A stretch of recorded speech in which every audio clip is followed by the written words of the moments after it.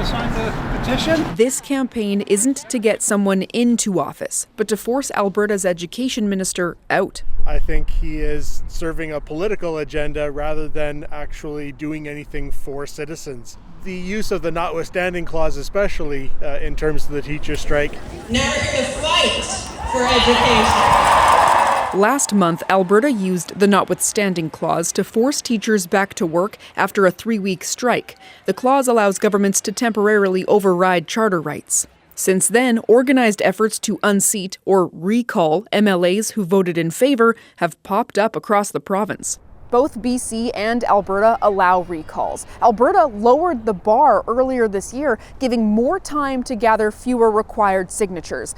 Now, if that happens, there could be a local referendum which could force a by-election. They're being used in bad faith. This political strategist says recall legislation was meant to address bad behavior. It would have been the intent of the law for these to be used because somebody didn't like the outcome of the last election, and I think that's what we're seeing here today.